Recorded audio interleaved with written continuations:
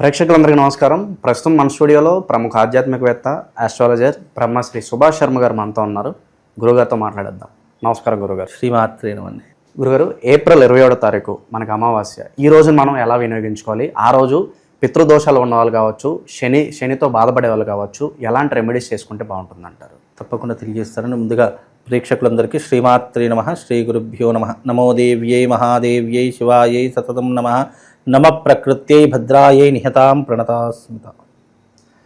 అమావాస్య, ఈ మాసంలో వచ్చేటటువంటి అమావాస్య విశేషంగా మనిషి యొక్క గ్రహ పీడల నుంచి విముక్తి పొందడానికి, మనిషి ధర్మ కార్యక్రమాలను ఆచరించడానికి, పితృకర్మలను ఆచరించడానికి వినియోగించుకునేటటువంటి రోజు ఈ అమావాస్య. ఈ అమావాస్య ముఖ్యంగా పితృకర్మలను ఆచరించడానికి ప్రధానంగా పెట్టినటువంటి రోజు అని శాస్త్రంలో మనకు చెప్తున్నాయి. ఎందుకంటే ప్రతి ఒక్క దేవతకు ఎలాగైతే ఒక పర్టికులర్ రోజు ఉంటుందో, పితృదేవతలకు కూడా ఒక పర్టికులర్ అయినటువంటి రోజు ఏదైనా ఉంది అంటే అది అమావాస్య అని శాస్త్రం చెప్పింది. ఈ అమావాస్య రోజున ముఖ్యంగా దాన ధర్మాలు చేయడము, గంగా స్నానాది క్రతువులు ఆచరించడము, సముద్ర స్నాన క్రతువులు ఆచరించడము, విశేషంగా దానము లాంటివి చేయడము, ధర్మాన్ని అనుసరించడము ఆ రోజున ప్రత్యేకంగా మనిషి చేయవలసినటువంటి కర్తవ్యములు. ఆ కర్తవ్యములు అంటే ధర్మం అనేటటువంటిది ఏ రకంగా ఉంటుందంటే, నువ్వు ఏ రోజున ఏ క్రతువులు ఆచరిస్తావు అనేటటువంటి ధర్మంలో ఒక భాగంగా నిలుస్తుంది. రోజు ధర్మపాలన చేయాలంటే మనిషితో సాధ్యపడేటటువంటి విషయం కాదు. కనీసం ఇలాంటి పుణ్య రోజులు వచ్చినా, ఇలాంటి రోజులు వచ్చినప్పుడు మనం ఏదైతే దాన ధర్మాలు చేస్తామో, ఏదైతే పితృకర్మలను ఆచరిస్తామో అది పుణ్యంలోకి జమ వేసేస్తాడు భగవంతుడు. కనుక ఈ అమావాస్య రోజున మొట్టమొదటిగా మనిషి చేయవలసింది ఏంటంటే గంగా స్నానము. దగ్గరలో ఉన్నటువంటి గోదావరి కానివ్వండి, గంగ కానివ్వండి, మీ దగ్గరలో ఉన్నటువంటి పరిహార ప్రాంతాలలో ఏదైనా నది ఉన్నట్టయితే ఆ నదిలో స్నానం ఆచరించేటటువంటి పద్ధతి. ఇక రెండవది ఏంటి అంటే ఉపవాస దీక్ష. తల్లిదండ్రులు లేనటువంటి వారు, లేదా తండ్రి కానీ తల్లి కానీ లేను అని పుణ్యలోకాలకు వెళ్ళిపోయినటువంటి కొడుకులు ఎవరైతే ఉంటారో వాళ్ళు తప్పకుండా అమావాస్య రోజున ఉపవాసాన్ని ఉండడం అనేటటువంటిది తప్పకుండా పెట్టుకోవాలి. అలాగే ఈ రోజున పితృదేవతలకు అంటే గతించినటువంటి వారికి ఎవరైతే శ్రాద్ధ కర్మను చేయడం కానీ, లేదా ఆ రోజున విధిగా తిల తర్పణాలు వదలడం కానీ ఆ రోజున చేయడం ద్వారా పెద్దలకు మోక్షం కలుగుతుంది. వాళ్లకు మనం వదిలినటువంటి ఈ యొక్క తర్పణము వాళ్లకు పుణ్యలోకాలకు ప్రాప్తి చెందడానికి కారణమవుతుంది. కాబట్టి విశేషంగా ఆ రోజున తిలతర్పణం చేయడం అనేటువంటి పద్ధతి. ఈ రకమైనటువంటి విధానాలు ఒక రకంగా చెప్పడం జరిగింది. ధర్మాచరణ, ధర్మం అంటే ఏంటి? దానంలోనే ధర్మం ఉంటుంది. కాబట్టి నువ్వు చేసేటటువంటి దానములు ఏమేం దానం చేయాలి అమావాస్య రోజున అంటే, ముఖ్యంగా నువ్వు చేసే ప్రతి దానము నీ పితృదేవతలకు చెందుతుంది. దీపదానం చేయాలి. అంటే పితృదేవతలు ఈ యొక్క పుణ్యలోకాలకు వెళ్ళేటప్పుడు మొత్తం గాఢాంధకారంగా ఉంటుందట. ఆ గాఢాంధకారాన్ని తొలగించుకోవడానికి నువ్వు దీపదానం చేయడం వల్ల అక్కడ వాళ్లకు వెలుగు కనిపిస్తుంది అని శాస్త్రం అట. అందుకే అమావాస్య రోజున పితృదేవతల ప్రీతిగా దీపదానం చేయాలి. ఇక రెండవది ఏమిటి అని అంటే గనక గొడుగు దానము. దీని చామర దానం అంటారు. గొడుగు దానము చేయడం వల్ల విశేషంగా వాళ్ళకు యమలోకంలో ఉన్నటువంటి పితృదేవతలకు కానీ, లేదా ప్రయాణం చేస్తున్నటువంటి పితృదేవతలకు కానివ్వండి, వాళ్ళకు గొడుగు దానం చేయడం వల్ల వాళ్ళకు నీడ లాంటి ప్రదేశం ఏర్పడుతుంది. అలాగే మనకు మామూలుగా ఎలాగైతే నీటి వర్షం కురుస్తుందో పితృదేవతలు అగ్ని వర్షం కురుస్తుందట. ఆ అగ్ని వర్షం నుంచి తప్పించుకోవడానికి ఈ యొక్క గొడుగు దానం చేయాలి అని శాస్త్రమట. అలాగే ఈ గొడుగు దానంతో పాటు విశేషంగా అన్నదానం లాంటిది కానివ్వండి, లేదా స్వయం పాకదానం. స్వయం పాకదానం అంటే మనం వండుకునేటటువంటి పదార్థాలు, ఉప్పు, పప్పు, కూరగాయలు, చింతపండు ఇలాంటివి ఏవైతే ఉంటాయో అవి బ్రాహ్మడికి దానం చేయడం వల్ల ఆ పితృదేవతలు కడుపు నిండా భోజనము దొరుకుతుంది అని శాస్త్రము. అలాగే కుంభదానము అంటే నిండు కుండ కొత్తదిగా తీసుకొని ఆ కుండను కడిగేసేసి దాంట్లో నిండుగా నీళ్లు పోసి దాంట్లో కాస్త యాలాకులు, ఆ తర్వాత పచ్చకర్పూరం, ఈ రెండూ కలిపి బ్రాహ్మడికి దానం ఇవ్వడం ద్వారా పితృదేవతలకు నీటి కొరత ఉండదు. వాళ్ళు నీటితో అలమటిస్తూ ఉంటారట. ఈ వైశాఖ మాసంలో విశేషంగా నీటితో అలమటిస్తారు. కాబట్టి ఈ చైత్ర అమావాస్యలో చేసేటటువంటి నీటి దానం వల్ల వాళ్లకు ఈ యొక్క ఆకలి కానివ్వండి, ఈ యొక్క దప్పికలు కానివ్వండి తీరేటటువంటి అవకాశం ఉంది. అంటే ఇలాంటివి దానం చేయమని శాస్త్రం చెప్పింది. అలాగే విశేషంగా చెప్పుల దానము చేయాలి. పాదరక్ష దానం చేయడం వల్ల నీకు సద్గతులు కలుగుతాయి. పితృదేవతల యొక్క అనుగ్రహం నీకు కలగడానికి కారణమవుతుంది. ఈ దానాలు చేయమని శాస్త్రం చెప్పింది. అది ఎప్పుడు? ఈ అమావాస్య రోజునే చేస్తే నీ పితృదేవతలు, ఇప్పుడు జన్మనిచ్చినటువంటి వాళ్ళ యొక్క రుణం తీర్చుకోవాలంటే అది కేవలం దానం ద్వారానే తీరుతుంది తప్ప ఇంకా దేని ద్వారా తీరదు. వాళ్ళు సంపాదించినటువంటి ఆస్తిని ఎలాగైతే అనుభవిస్తున్నామో పాపకర్మలను కూడా అదే రకంగా అనుభవించేలా చేస్తారు.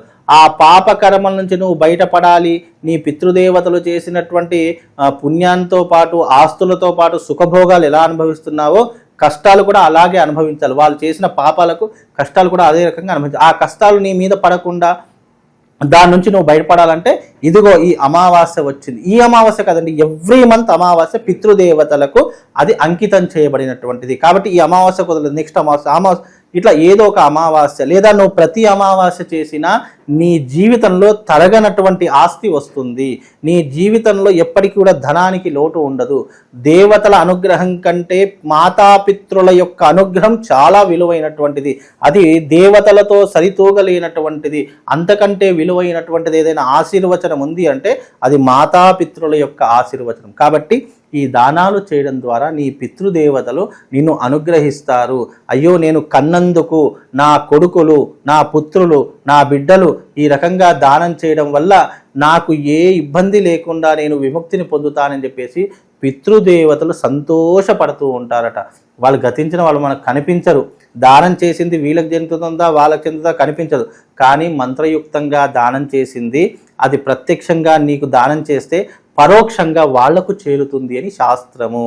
కాబట్టి ఇది ఏదో ఒక బ్రాహ్మడికి ఇస్తున్నాను లేదా ఒక తెలియనటువంటి వాడికి ఇస్తున్నానని మనసులో ఎప్పుడు భావన పెట్టుకోవద్దు. నువ్వు ఇచ్చే ప్రతి దానము నీ పితృదేవతలకు నువ్వు ఇచ్చేటటువంటి దానంగా చేసుకుంటే నీకు శుభం లాభంతో పాటు అనుగ్రహం కలుగుతుంది. ఈ రకమైనటువంటి పద్ధతి అమావాస్య రోజున చేసుకోవాలి.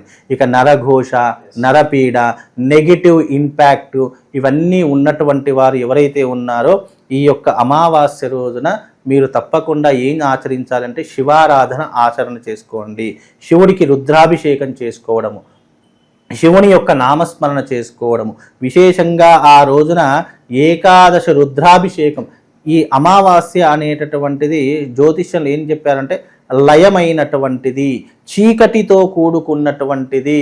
ఈ యొక్క గ్రహపీడ నుంచి విముక్తి పొందడానికి ఈ యొక్క చీకటితో కూడుకున్నటువంటి దాన్ని చీల్చుకొని వెళితే అప్పుడు మనకు వెలుగు అనేటటువంటిది కనిపిస్తుంది. కాబట్టి ఈ ఎవరైతే అజ్ఞానంతో ఉన్నటువంటి ఆ మూఢనమ్మకంతో ఉన్నటువంటి వారు, దేవుడు అంటే విశ్వాసం లేనటువంటి వారు ఎవరైతే అంధకారంలో మునిగిపోయారో, భగవంతుడు లేడు అని అనుకునేటటువంటి వారు ఎవరైతే ఉన్నారో ఈ అమావాస్య రోజున శివారాధన చేసుకోండి.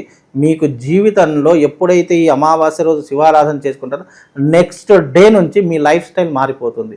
మీ జీవితంలో మెరాకిల్స్ జరగడం ప్రారంభమవుతుంది. ఏదైతే మీ జీవితంలో రాదు అనుకున్నది ఏదైతే ఉంటుందో అది ఆ శివుడు మీ దగ్గరికి పంపించే ప్రయత్నం చేస్తూ ఉంటాడు.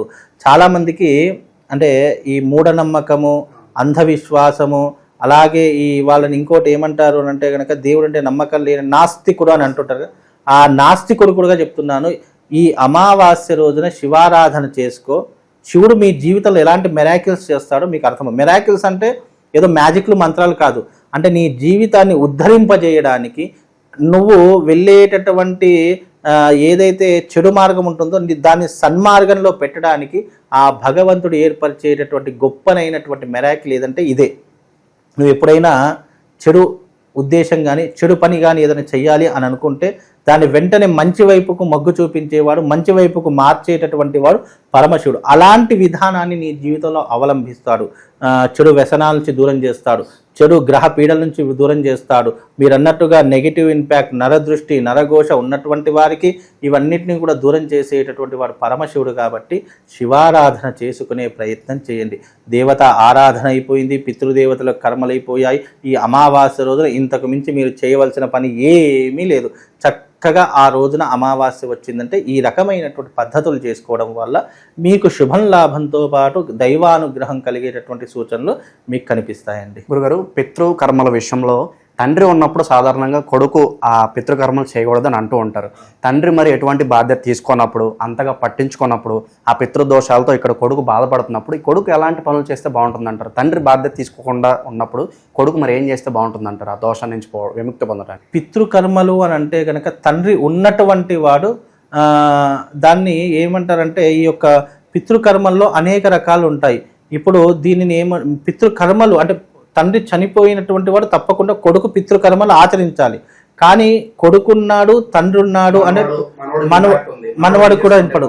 కాబట్టి అలాంటి పితృదోషము అనుకున్నటువంటి వారు ఎవరు ఆచరించాలంటే ఈ కొడుకు వాళ్ళ తండ్రి ఆచరణ చేసుకోవాలి. ఎందుకంటే అతనికి తండ్రి ఉండడు కాబట్టి ఆ కుటుంబంలో పెద్దవాళ్ళు ఎవరైతే ఉన్నారో వాళ్ళు ఆచరణ చేసుకోవాలి. లేదు అది కూడా కుదరట్లేదు అని అంటే ఒక బ్రాహ్మణి సంప్రదించి ఆ బ్రాహ్మడికి అధికారం ఇచ్చి, ఇప్పుడు ఎలాగైతే నా ఆస్తిని అనుభవించడానికి నీకు ఒక పవర్ ఆఫ్ పట్టా ఎలాగైతే ఇస్తామో అలాగే మీరు చేసుకోవడానికి అవకాశం లేకపోతే ఒక బ్రాహ్మడికి అధికారం ఇచ్చి, అయ్యా మేము చేయలేకపోతున్నాము, మా యొక్క కుటుంబంలో పరిస్థితులు బాగాలేవు, మాకు పితృదోషం అని ఎవరో చెప్పారు, కాబట్టి ఇదిగో మీరు ఆచరణ చేయండి, ఆ పుణ్య ఫలితాన్ని మాకు అందించండి అని చెప్పడానికి బ్రాహ్మడికి వరణి రూపకంగా బాధ్యతను స్వీకరించడం వల్ల బ్రాహ్మడు చేసేటటువంటి అధికారము ఈ యొక్క శాస్త్రంలో చెప్పడం జరిగింది. కాబట్టి మనం చేసే అధికారం లేనప్పుడు బ్రాహ్మడికి చెప్తే ఆ బ్రాహ్మడు మన గోత్రమే, మన సంకల్పమే, మన పేరు మీదగానే అవన్నీ కార్యక్రమాలు చేసి ఆ పుణ్య ఫలితాన్ని ప్రసాద రూపకంగా మనకు అందించేటటువంటి ప్రయత్నం ఉంటుంది.